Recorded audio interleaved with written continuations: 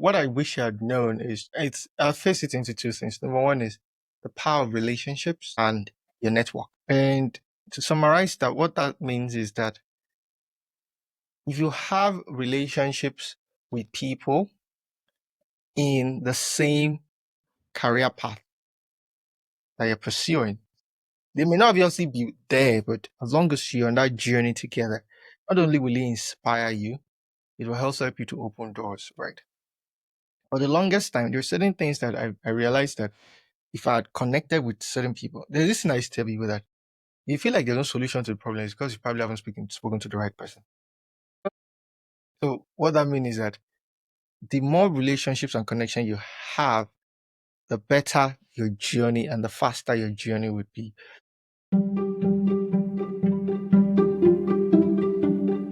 Hello. How are you? I'm fine, thank you. I'm so happy to have you here. It's great to be here, Uh, actually. it's such a privilege to have you here. Okay, so before we dive in, officially, this is like the first episode of Tech Tale with Paula. I'm really, really excited for this and more to come. So I will briefly introduce Victor and what he's going to be talking about. Basically, this conversation will be around zero to tech heroes for beginners or aspiring designers or tech people that they don't know where they belong at all in the whole thing. I'm going to read Victor's biography briefly. Victor Owuda is a seasoned design leader with expertise in building and scaling design systems. He has led high impact projects and he has drove collaboration between designs, engineering team, and product team. I currently the director of design at Reliance Health, and he has a strong background in fintech. He's currently in L tech, but he actually has a strong background in fintech, in SaaS, that's SaaS, and also AI driven platform with experience optimizing user experiences across personal finance, mobile device management, and last mile delivery. His leadership approach is rooted in transparency, in empowerment beyond work. So he enjoys traveling, cooking, and also FIFA. And aside this, he shares his passion for business and adventure with his wife. So basically, what we're going to be discussing during this conversation is tied around how to get started, even if you have no experience in tech. Probably you're just starting to choose like a tech career path. Maybe it's maybe in coding, that's like the engineering part, or probably in design or product management. And also look at what actually works.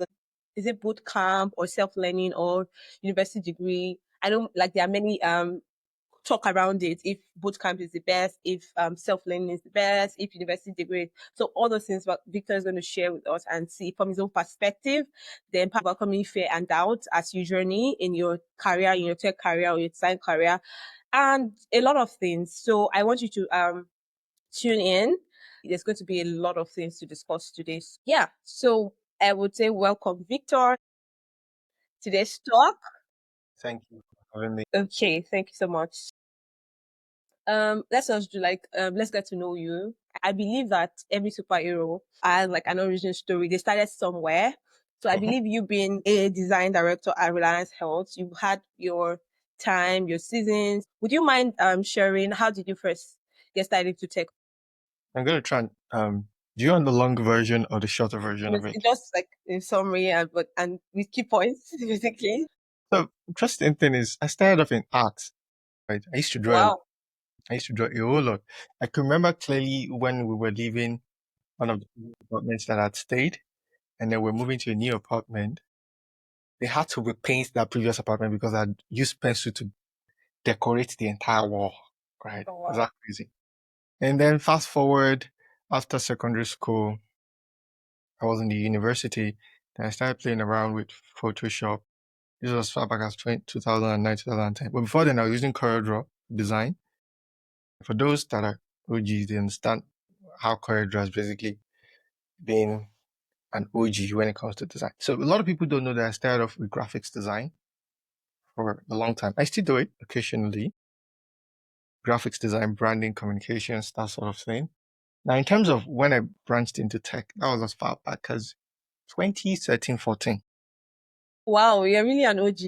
And the story is I was in school. Okay. and What I school did was you attend? Abafemi University, Great Ife. having been at. So I was in school. I was leading a campus team for a Okay. consulting firm, and so we saw an opportunity, basically trying to solve a problem, which is what a lot of tech startups and tech companies do. And the problem is, we understood that a lot of students find it difficult. So it was quite challenging for students to basically get resources for their thesis and their projects. So I wanted to build a platform where it's easy for them to access resources on one hand and also put together their thesis on another hand. So you have a combination of Microsoft Word and Google on one platform. So during that period, the idea of UX and UI wasn't really famous. We Yeah. had to basically do things from scratch. Figma, I wasn't sure Figma was even in existence then. XD probably was just in the ideation phase. Same with Figma. So we had to use Photoshop. We did a lot of design thinking sessions to ideate. We read a lot of books. That was the first time I stumbled upon the design of everyday things by Don Norman. Mm. And so we had to use Photoshop to design, right? And it was a good experience.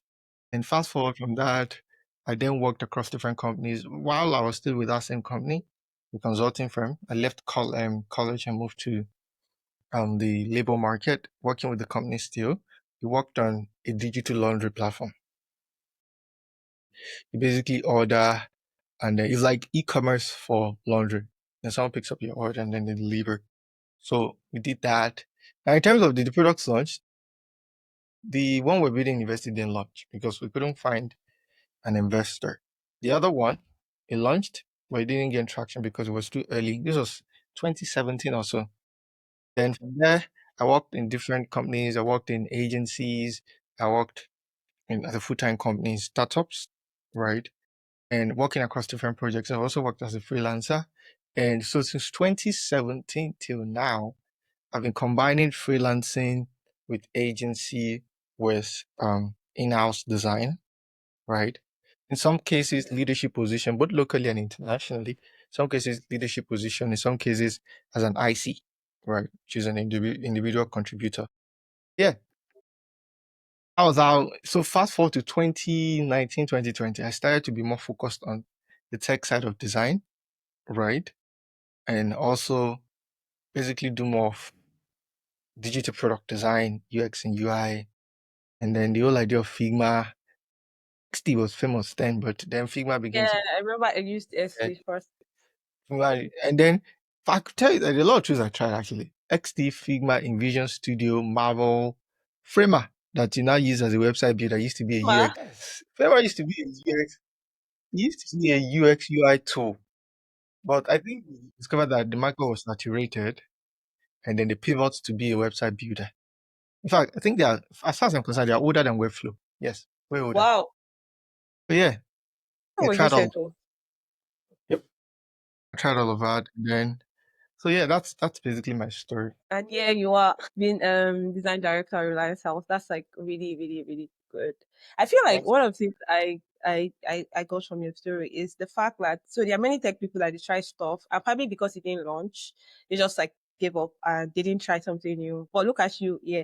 So I think that take me to my next question, which is looking back and based on the story you shared, like everything we started from Obafemi Awolowo versus with your other guys. So looking back at when you started, at some point, did you ever imagine that you'll be here today? That is, when I mean be here today, like become a design director at Reliance Health? Is this something like you've envisioned? Is this something you've seen? Or probably maybe you wrote in your goals or whatever that in the next 5 years or in the next whatever years, I'll become design director somewhere, somewhere, somewhere. Going back to as far back as 2014, I just wanted to be a billionaire. That's all. I was going to get the idea, I just knew I wanted to be a billionaire. And I was quite right. I was basically commercializing myself, doing Mhm. projects. I love my friends. I was getting to school. I was doing projects. Yes, I did graduate, but I was doing projects, taking up design work, doing freelancing. Fast forward to 2018, 17, 18. That was when I Mhm. started to understand that design, because then I didn't have enough exposure to understand that design as a career could be pursued to a leadership level. Do you get what I mean? Mm.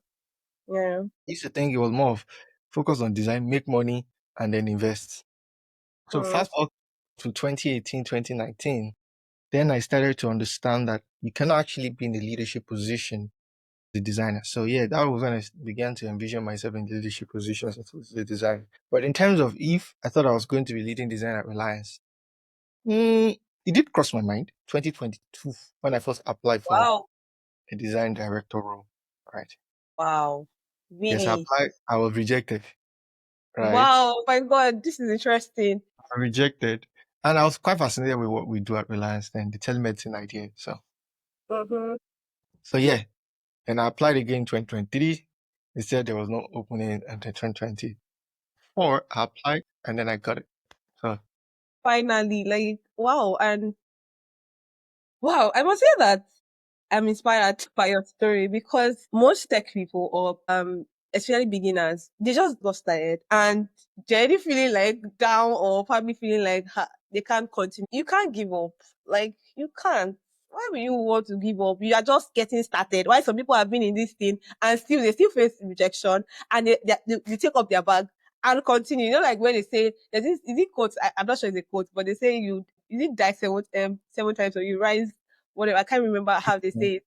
I 7 times Okay, already. exactly. I feel like this story is like it's going to really inspire people because you facing rejection like twice, first time you were not like no, no, I'm talking about like you now being here like at Lions.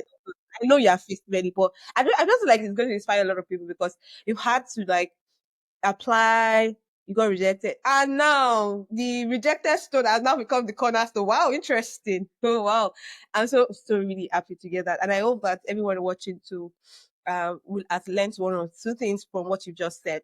So I would like to say, when you got started, like your first job now, not like when you were in school, what is that one thing that you wish you had known before actually applying for your first, like your first design? You know the way they say at when in your 20s. So what would you say is something you wish you had known before you applied, even with the rejections and all that? But what's that thing that you can tell beginners or people that are just getting started in tech? About that they should know. So you can just use your story and also advise them.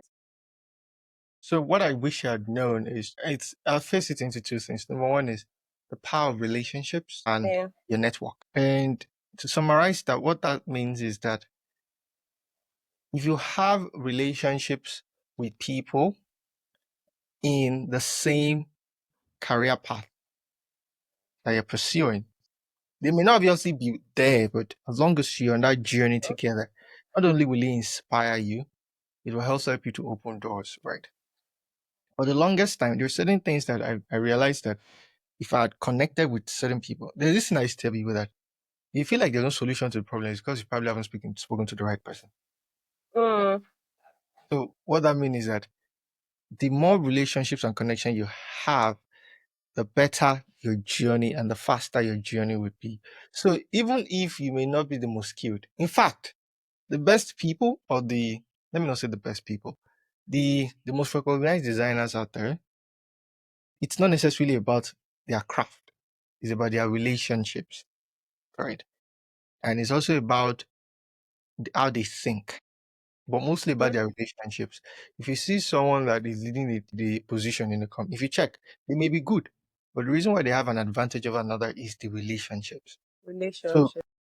while some of us can be very, very, uh, how do they put it? We can like to be lone rangers sometimes. Let me gather this skill, let me gather that skill. To be honest, you need to gather a lot of skills. Just have relationships. And how you Mm, build that is go to events and then you network. The second thing is at the early stage of your career, you might might basically be broad as a designer, but put in a lot of effort, double effort to be more focused. mm, Because to be honest, most designers have a clearer direction of where they want to go. Do you understand?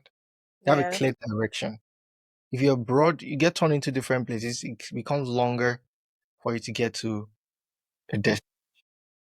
Right? Try as much as possible to grow. I'm saying that you will grow because the truth is you will do a lot of things. If you're lucky, Yeah. you may do a lot of things at the early stages. But if you're not, a lot of circumstances, especially if you're working here in Nigeria, you do a lot of things. You wear a lot of hats, from brand design to marketing design to product design Graphic. to graphic Yeah. design, plenty of things. Obviously, they would basically contribute and you begin to see the value in the long run, but also try as much as possible to focus, right? And communicate to the companies you're working at that, hey, this is what I think I would like to do. And that is where Mm. the relationship comes in, right? If your company is not allowing you to do what you want to do, your relationships will help you to grow in your career. So yeah, those two things are very key. Wow. So I feel like while you were answering that question, you've been able to also talk about some of the biggest or some of your mistakes that you made when you got started in tech. And that's one part is relationship. I feel like sometimes personality as well is a function because when I got started, I used to be shy. Wow, this is me glory. I used to be shy. Like I don't know how to like communicate to people or interpret my design probably or even try to reach out to you and say, I need help with this. So when I started, the first person I reached out to my mentor at that time, it took me like a lot of practice before I could finally speak with the person. And at the end of the day, I was like, I didn't die. So I didn't, I was like, I didn't die. So okay, what now happened? Many people, they feel like their personality will hinder them in building relationship. But I feel like you stepping out of your comfort zone will actually help you. And one of the things you mentioned, going out for events. So that has helped me. Sometimes I feel like I just want to be indoor. I don't want people to see me. I just want to be somewhere. Something to add to the idea of relationship is if you, one way you can help yourself is if you feel like if you have 1,000 thoughts running through your head about speaking to someone who is a senior, start with Mm-hmm. someone who is on your level. On your level. You Okay. understand? Build relationship with them, grow together, study together, learn together. That person might be the opposite of you, and that person might help you overcome your fears that you might have. That's That's one like way a of peer mentoring. Peer to peer exactly, mentoring.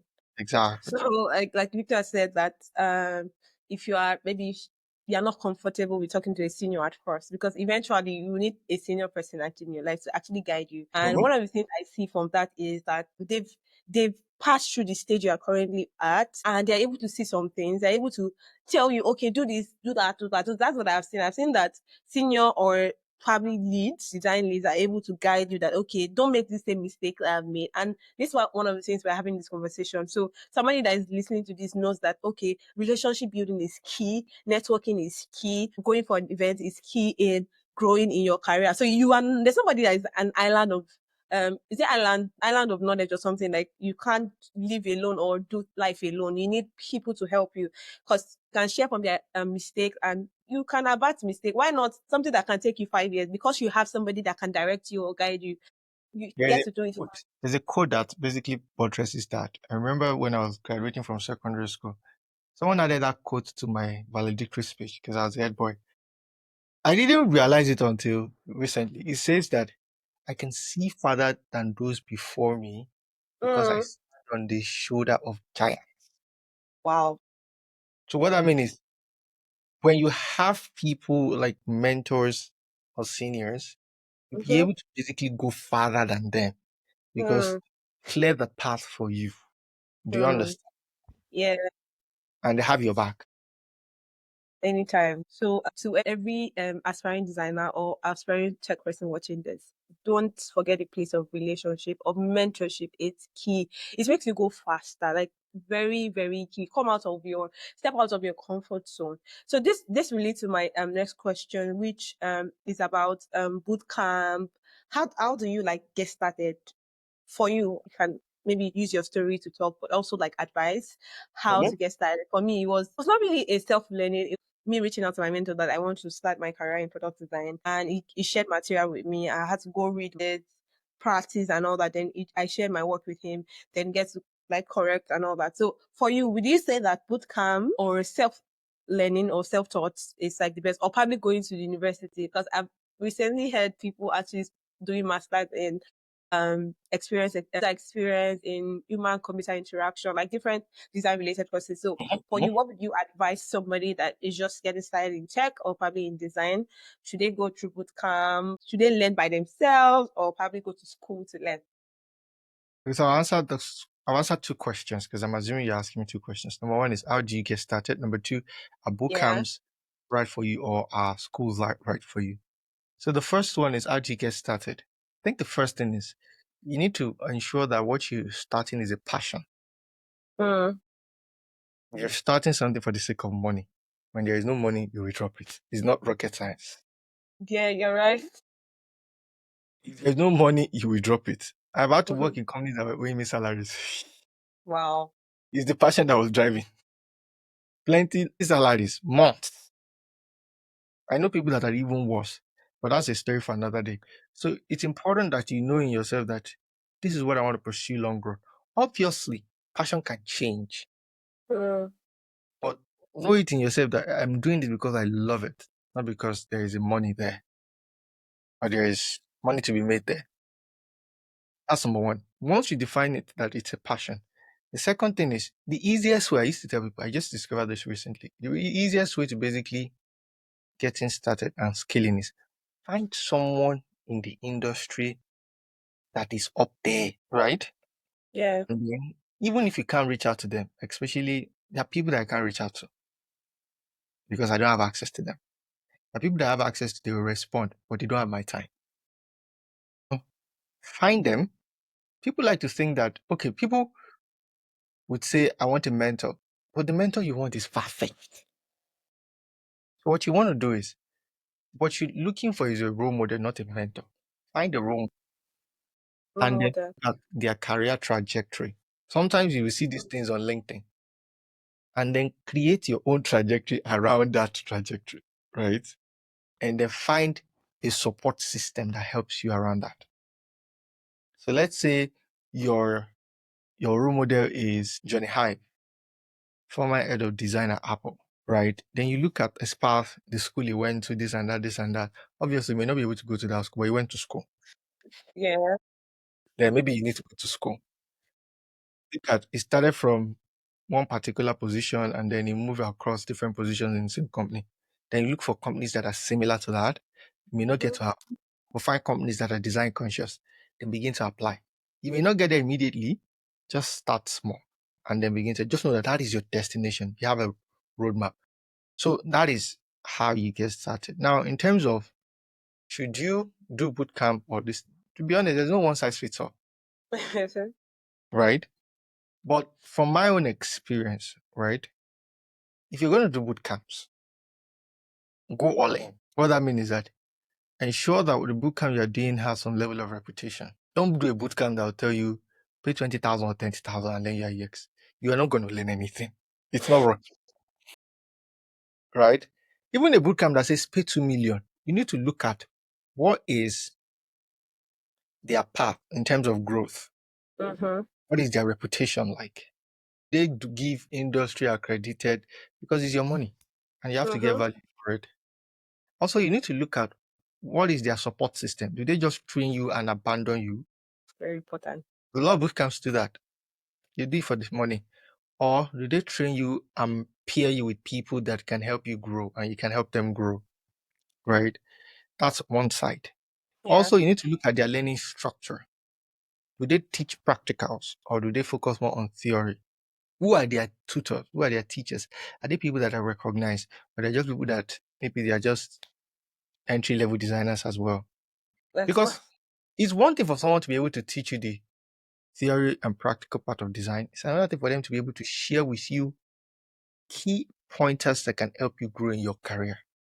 And the Yeah. only way you can share these things is if you have practical experience. Definitely. That way, the knowledge you gain there, even 5 years, 7 years down the line, when you encounter a concern, you can use that knowledge to apply to it. Do you understand? Yes. Boot camps, universities, which one is there again? Is master's Others, yeah. degree program. There is no one size fits all. What is important is find what works for you, research them, and then if everything that they do checks for you, then you can apply. The other part is self-learn. You can self-learn too. There's Mm-hmm. nobody is racing anybody in this life. If you feel like you can't move at the pace of a boot camp, because we have different approaches to learning, go to Coursera, go to Udacity. They have free programs and Google sponsor programs that you can self-learn on, no pressure, both theory and practical. The only concern with that is, even though they tend to do peer groups, they are virtual peer groups, so you might not really be able to have relationships with people in that sense. Because after the program, that's the end of the relationship, unless maybe you decide to consciously build on those. So to cut my story short, number one, ensure that whatever you're learning or whatever skill in design, in engineering, in product, it's a passion. Something you It's a want to passion pursue long for term. me. Exactly. Something you want to pursue long term, such that the Mm-hmm. frustration kicks in, because frustration will kick in. If frustration Definitely. kicks in, you're not going to abandon it. And if for some reason they delay your salary, you're not going to say, I'm not working for this company, you move on. A lot of people do it these days, right? That's number one. Number two is, in terms of how you grow, look for a role model and then build Mm-hmm. your path around their path. There's no harm in doing that. By doing that, you can even go higher than them when it comes to their career. Number three is boot camps, university degrees, master's degrees, digital classes, whatever the case is. Know what you want from it, and whatever fits that requirement is what you should go for. Because you're obviously paying and you should get value for your money. So anyone works, just need to know what you want. And Okay, most so importantly, there's the mentorship thing. yeah, that's really interesting. So based on what you've said, it means that anyone that works for you, whether it's boot camp, whether it's learning yourself or probably going to school, depending on your if you have the money as well, because they are now like boot camps are actually free. Let me tell you something interesting. I recently learned, and I was working with a company called Stairs. I recently Okay. learned, so I noticed that a lot of people there, all the founders, not all, majority of them, went to Loyola Jesuit in Abuja. Loyal what? Loyola Jesuit, it's a secondary school and primary school, I think. It's in Abuja, it's a premium school. Went to Loyola Jesuit. And then when and I asked the CEO, Preston, one time, so I said, all of you went to Loyola Jesuit, and a lot of people, even outside in the startups space in Nigeria, will say they went to Loyola Jesuit. He said it's because our parents didn't send us there to just go and learn. It's to go and build relationships. Wow. Do you understand? If you see someone get sent to a premium school, you can learn the same thing in fact, the best schools in this country are not the premium schools, right? What Yeah.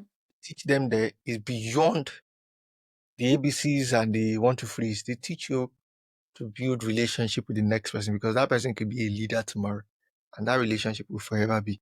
And they have alumni groups that help them to nurture those relationships. So my point is, even though you were going to learn, a lot of boot camps will teach you, still understand the power of relationships as Yeah. a key value in the boot camps. Relationship. I think like there's an emphasis on that, the power of relationship, build relationship, right? I feel Mhm. like for some people, they didn't get to like apply for jobs, but because of they know somebody somewhere at the top, then the person just recommended, I know this person, yeah, this person is good for the role, and that's how some people get the role, but it doesn't still defeat the part of quality work.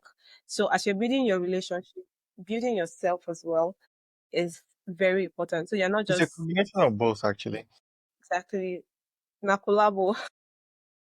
That's love. Okay, wow, that's interesting. So the role model part, you don't have to like so for the role model part, it doesn't have you don't have to like meet the person, maybe see the person, just look at the person. Thank God there's LinkedIn right now. You can go Mhm. on LinkedIn and study the person. Even I would say that if the person had maybe conferences or probably events or books, you could also like buy their books, attend their events, and you don't have to physically meet your role model. Maybe now your mentorship will now be someone that, or it's still like you guys talk and all that. You guys talk about your career path, your goals, and all that, and helps you to grow. But your role model is more of somebody you're looking up to. I want to be at this person's level, so you build your career around that. Mistake. Exactly. Yeah, to the people. Know your role model and know your mentor. And don't be afraid to talk to people, build relationship. You don't know who will be in a room and they just mention your name because they are your mentor or probably whoever they are. They're like, I know Fola Shade now. Let's give her that billion now. Law's job. You get I like the fact that okay. What's more in the billion? So most people feel like once you like finish like this, maybe your bootcamp is 6 months or your bootcamp is 3 months, and the next thing, bam, Money. $1 billion this year. I used to tell people that there are a lot of people in tech, but Mhm, not a lot of people have depth and are hireable. mhm. That's the biggest problem. One person will be having 4 or 5 different job offers. It's because they are hireable and they have depth. Even though there are Mm, 1 million people that applied for all of the jobs, different people that apply for, but him alone, we're getting different job offers. Do you get what I'm saying? yeah, So I get that. that's nice. So you can be in tech, even though the market is very saturated. Not everybody is Yeah. hireable. I can promise you that. Wow. So I think that to buttress on that, how to get started in tech, I would like to ask, I know you're currently the design director of Reliance Health. And so what's that one thing, for instance, for beginners that want to get started, maybe they want to their first job, they want to maybe they're applying, let's say for instance, they're applying to Reliance Health and they are beginners, they've not worked anywhere, but they've worked on projects because on at boot camps they like do like a practical like I get to teach like practical and give them like tasks to do and project. At the end of the day, they can use to build their portfolio at least. So, what is that thing that you look at on a beginner's portfolio that will make them stand out from every other person that's applied for a beginner role at Reliance Health or probably a beginner role in design? So, You yeah, want me to give a blunt answer or a nice answer? just something that. Okay, I'll collaborate. I'll collaborate. Number one, in terms of bluntness, try as much as possible to have a product. If you've worked freelancing and you want to work inside a company, try as much as Mhm. possible to have a product that has been launched. Okay. So Unnecessary. you're saying that because sometimes I see some jobs and they say when I started, like even before I moved to tech, like at some point I saw some jobs that 3 years experience and I'm just out of school. Please, how do I gain the experience itself? See, I said see. I have 3 years experience. And now you're saying that you need to launch and like work on the project has been launched. So yeah, basically, it's important to know. Number one, like I said, the blunt part is: have you launched a product? If you have not launched the product, then you can then begin to look at other things. But for me, I think that's important because it's one thing for you to do things in practice and another thing for you to have launched. Now, in terms of someone who has not launched the product, things I look at for in the portfolio is number one is your quality of work, Okay. right? Do you do, there's a difference between a, a user centered designer and a human centered designer. They're two different things. Mm-hmm. A user centered designer is someone that just design for a specific type of user, Mm-hmm. tries to address their pain point. Human-centered design, on the other hand, look at all possible users that use a product and addresses all of their pain points. So what I want to look at for is, do you actually do design thinking while you're solving a problem? Not as a practice, but how you basically build your solution, right? It's not one thing for you to just put pixels together and all of that. If you're a UI designer, it's a different conversation. But if you're looking to become a UX UI designer, right? Number one is your critical thinking and your product thinking. That's one thing I look out for, right? Number two is quality of work, right? Do you pay attention to details when you're creating your designs? Number three is ability to tell a story with your work. Yeah. When I mean story, I'm not saying you should start with introduction, objectives, research, user pain point. That is a cliche process that everybody is familiar with. People still do it. But the truth is, these days, when someone is reviewing 1 million portfolios and they're seeing the same pattern, they'll look out for that one person that has a different pattern, Yeah. which is where storytelling comes in. So these days, I want to see the summary, and the summary of your portfolio will comprise of introduction, what problem are you trying to solve? What solution did you provide to that problem? What are the Yeah. challenges you encountered when you're trying to solve the problem? Simple, short. Then use screens to back it up. So those three key things that I mentioned. Number one is your product thinking, Yeah. replicate someone's design.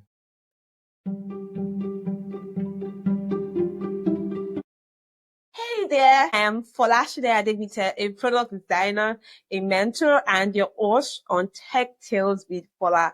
Tech Tales with Fola isn't just another podcast. It's a space where we have insightful and inspiring conversation about tech, about career growth, and the future of work. So whether you are just starting out or looking to buy or already thriving in tech, this podcast is for you. So every episode, I'll be bringing in industry experts, innovators, and trailblazers who will share their journeys, their struggles, and their win, giving you the blueprints to navigate your own tech career. We'll talk about everything from breaking into tech, into personal branding, networking, career transitions, to imposter syndrome, and what's next in the ever evolving world of technology. So if you've ever wondered how to go from zero to tech hero, or probably how to build a standard career, or even how to future proof your skill, then you are in the right space. New episode drops bi-weekly. So make sure to subscribe, follow, and turn on notifications so that you will never miss out. Welcome officially to Tech Tail with Fola. That's number one. Number two is the quality of work. Do you pay attention to details?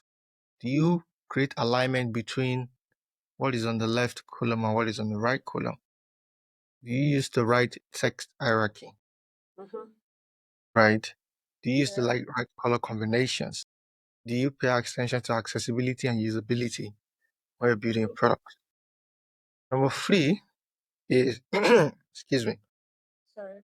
Number three is ability for you to present your work in a way that is interesting to read. Mm. Do you understand? These Yes. days, the best portfolios are the ones that start with introduction, the problem, the solution, the challenges encountered when trying to solve the problem, and maybe the people you work with. Simple. In fact, no more than 500 or 1,000 words and we're good. Then you Yeah. just put screens. And that's it. Okay, so on that, do you think, like I said, for a beginner that just finished bootcamp or probably self-taught, do you think that like how many projects should be on that person's portfolio? Don't forget that the person is a beginner, the person has not worked anywhere. Maybe probably just the what person has worked on Let me is the bust your brain. perfect. Let me bust your brain. All it takes for now, there's a difference between a hiring manager Mm-hmm, and a design hiring manager, or an engineering hiring manager, or a mm-hmm, product hiring manager. A hiring manager might basically just look at, okay, this one looks nice. Let's bring him in. A design yeah. hiring manager who knows what they want, they just need one project, just one, One. to show that you are who they are looking for. And the truth is, you may not fit into everybody's requirement. Mm-hmm. Someone might be looking for how you basically integrated AI into your design because they are basically looking for someone that is good with AI in their Yeah. company. If people that can integrate AI apply, they may not have an advantage, but their problem solving approach may help them. Mm-hmm. But the one person that have a better advantage is someone that actually integrated AI into the system. They'll get the person's attention more. So my point is, all it takes is one project. So if that one project is what you have, invest a lot of effort in making it look good and persuasive. So you don't need 1 million projects. I can guarantee you that. So basically, for a beginner, you need one quality project. Yep, Quality, emphasis on just one. quality, not just you don't have to like have 1 million project or probably 4 project. Just choose a quality project. That's really Yes. good, and I'm so happy that we are having this conversation because I know that many beginners, especially those that are out of boot camp, like they don't know what to do. Like after boot camp, some of them are just discouraged, and because some of them had like maybe they are still working in another industry or probably they are doing something, but they want to switch to tech and they don't even know how to go about it. They don't know if I feel like people are just afraid to shoot their shots to try. And one thing I would say is that you will not die. Last, Yes.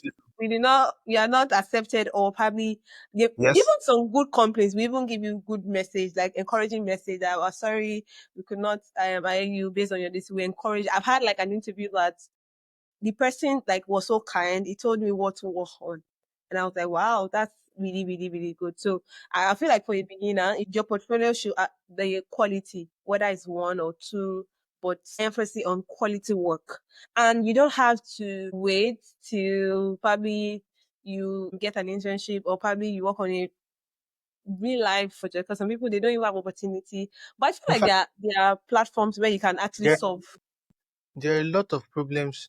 Let me give you an insight. exactly. For those that are watching this, there are a lot of Yeah. problems that are wrong with Nigerian banks products. Start from there. See? Start from there. That's the problem. Start from there. Figure out the problem and start the problem, and also put up how were you able to solve the problem? How were you able to give solutions? Your thought processes, your design thinking processes, very very key. So this is like an advice for you. Sleep on that opportunity. Don't feel like they need this, don't need that. Just try out the last thing. They don't even know you in person. They cannot announce it. The first thing is that they will not announce you on their portal or announce it that this person failed the interview or There's this whatever. platform that I would basically ask young designers to go and look up. It's called Folio.design, right? I think Okay. so. Folio.design. You should check it out. Yeah. I don't know if I got that right.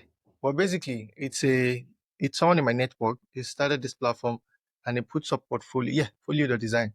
It puts up Uh-huh. portfolio of people that are design leaders Uh-huh. in the world. And then when you go on this platform, sometimes when I see Nigerians do some heaven set portfolio, I'm like, life is not this hard. Life is not this. Heaven set Nice. portfolio that they are not responsive. At least the responsiveness is not the best. The UX is not the best. Accessibility is messed up. Messed up. Mhm. You'd be like, wow, maybe you should be a UI designer and let us know. My point Yeah. is, this portfolio your design, I can guarantee that 30 to 40% of portfolios on that website are not even, some portfolios are even done with Notion. They are not even like heavenly sent, or heaven sent rather. Do you Yeah. understand? They're very simple, straight to the point. And when you now begin to see those case studies, you'll be like, oh, my case study better this thing. Your case study no better, especially when your case study is a case of plenty nice pictures of UI flattered and you're applying for a UX role. That's another conversation entirely. Yeah. Know what you're strong in. As a UI designer, don't apply for UX. As a UX designer, don't build your portfolio to look like you're a UI designer. As a product designer, balance Yeah. it. Balance. There should be balancing. As a researcher, don't build your product to look like a UI designer. Mm-hmm. Do you understand? Because what Yeah. I mean is you might actually sacrifice detail in terms of the work Yeah. because you want to make it look shiny. Because that's the Hmm. job of a UI designer. Anyways, so that's that.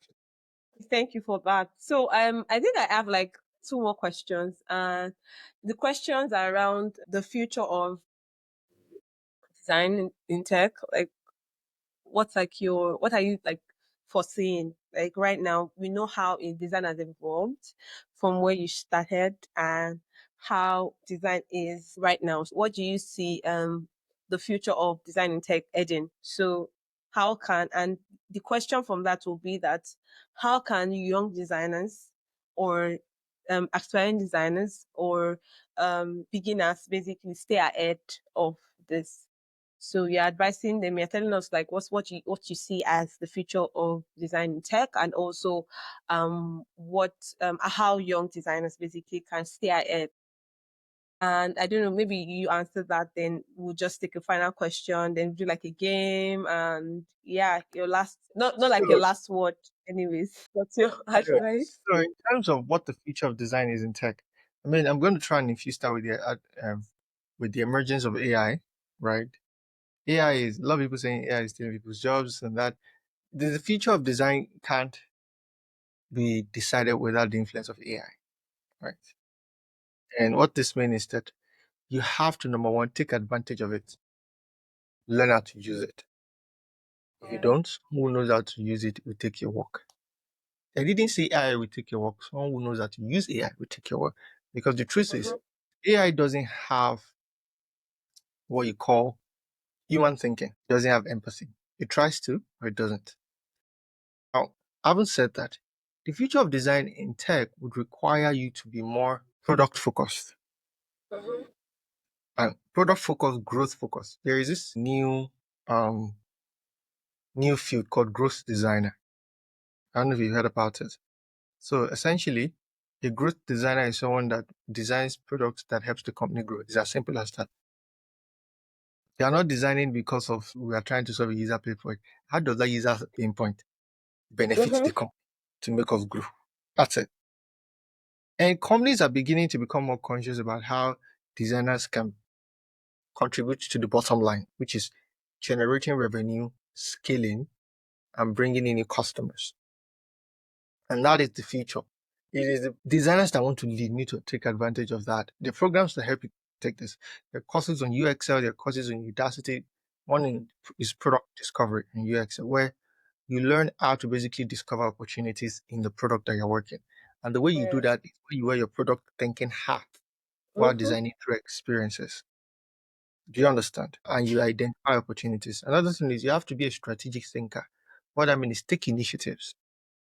Don't wait for them to tell you what to do. Take initiatives and take ownership of your work. Taking Yeah. initiatives means that you basically organize workshops that helps to plan your product and help you stay ahead of the competition. Yeah. Taking initiatives also mean that you reduce how design contributes to the product and your cluster. If you work in a cluster, if you work in an agency, taking initiatives also means that you basically give ideas on how you can explore opportunities to clients, Mm. right? That's number two. Number three is your soft skills. A lot of designers don't have good soft skills. At some point, Yeah. skills would basically be very important in the future, which is what AI doesn't have. And I've said it. Soft skills includes ability for you to do cross collaboration, which means you're not just designing and leaving the work. You're working across different teams to ensure that your work gets delivered, even contributing beyond your work. If you're building a product that needs to be launched, you contribute to the launch. You follow up with engineering, right? Yeah. It's almost the same thing that what the product manager does. The only difference is that you are actively involved at the fundamental level because you basically are managing the experience of that product. Collaboration, how you communicate, how you manage stakeholders, right? Oh, collaboration and Yes. communication. So those three key things are essential for the future of design in tech, right? But when it comes Yeah. to design in tech, AI is rapidly evolving and AI will play a key role in how we see design in tech. AI is not going to steal design jobs. I can guarantee you that. Mm. Unless you have a designer who can't maximize the value of AI. That makes- Because what I mean is that you're not just going to be doing UI work. AI will do that Mhm. for you. Your Yeah. job is to basically help AI understand the nuances of accessibility when you're designing cross-cultural products. So you say, hey, don't use this color here because this color is an abomination in this country.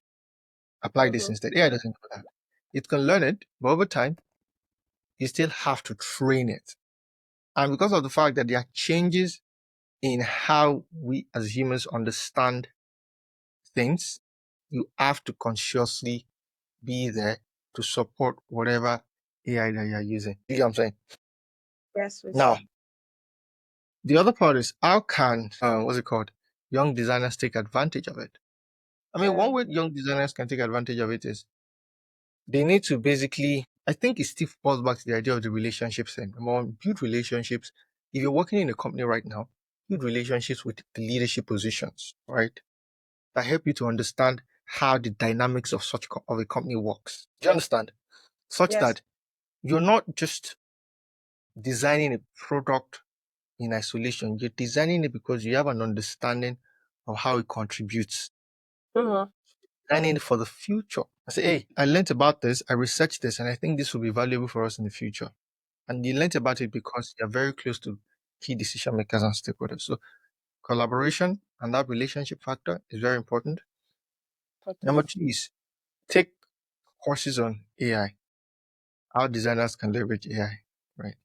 It's very, very important for your growth. Take courses on these things. And number three, improve your soft skills. Once you do all of these three things, you'll forever be relevant. Let me reiterate. Number one, Yeah. build relationships that enables you to contribute at a higher level to number one, the products you're building, number two, the company's bottom line. Mm-hmm. Because obviously, people don't just want designers that push pixels. Any designer can push pixels. The Yeah. products, the CEOs push pixels. What is important is how do we maximize the experience that we're building to ensure that number one, it works for the user and it benefits the company. Number two, to ensure that we can scale it beyond now. That is where the designer comes in. Number two, that's the first thing, stakeholder Yeah. management. Number two is building your soft skills, right? Collaboration, communication, empathy, stakeholder management, different things. Number three is ability for you to do product thinking, to discover opportunities and also leverage on AI. So those three key things are very important. Very, very, very key. And based on what you've said, answering my question, you somehow actually like answered my last question, which I wanted to ask about soft skill, because I know that most designers are focused on learning design skill tools. Some of them are just focused on pushing pixel, and I'm happy that you're able to talk about the soft skill that would help them, and that's collaboration, communication. Those two key, I feel like they are top notch, like top of the soft skill that a designer should build. So they should not just work on maybe try to learn design tool, because there are a lot of design tools now. I know me, I started with XD, then I moved to Figma, and now there's Framer, there's Webflow, there are different like several tools. So that will always evolve. Those tools themselves are But your soft skill is key. Like build your soft skill. then Even just at interviews, even at interviews, they don't get to know your design tool yet, but how you're able to communicate, how you're able to sell yourself, tell people about yourself, what you've done, project you've done. So soft skill, I feel like communication is like top, then maybe collaboration, then every other thing follow. another That's what soft I skill that is important is ability for you to sell. hmm. If you can't sell something, it might be difficult for you to basically maneuver or Mm-hmm. manage others. No matter how beautiful or how crazily important your solution is, if you cannot sell it, and it's not just the solution, but two is and then the ones that are smart will talk about the solutions that have been used. Mm-hmm. So you say, do you want a drug that does not kill the rat completely? Sorry, do you want a try the drug that does not kill the rat completely? Have you tried this? Have you tried that? Then I'm happy to tell you that our drug solves all of these problems. Do you understand? So those Yeah. three ways you will grow. The same way when you're presenting when you're crafting your portfolio, the problem, the solutions that you've explored that probably solve it, but don't solve it completely because they have shortcomings. The solution you eventually went with, and for you to show your vulnerability, because one thing that people don't add is the vulnerabilities that they faced. Yeah. It's really been an amazing time. I'm talking with you, and even myself, I've like learned one or two things, and I would say that thank you so much. And I believe that even everyone watching has learned one or in fact more things.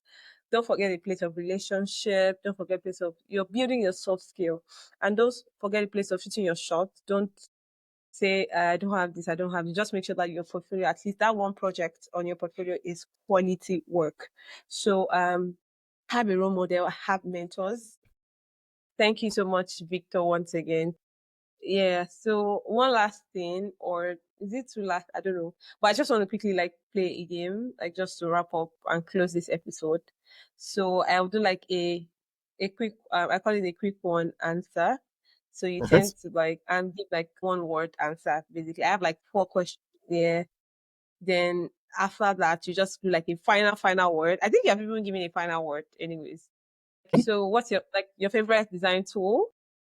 Figma. Okay. What did you call it? Figma. Your favorite Figma, okay. Dark mode or light mode? Dark mode all day, every day. I would have been surprised if you chose light mode anyways. Okay, what's the one website or app that you admire, probably the design perspective or probably how it looks and all that? What's that one app or website? It used to be Airbnb app. Yes. No, it used to be Uber. It used to be Uber app, and then it moved to Airbnb app. But lately, I've been loving both new app. It's really nice. Mhm.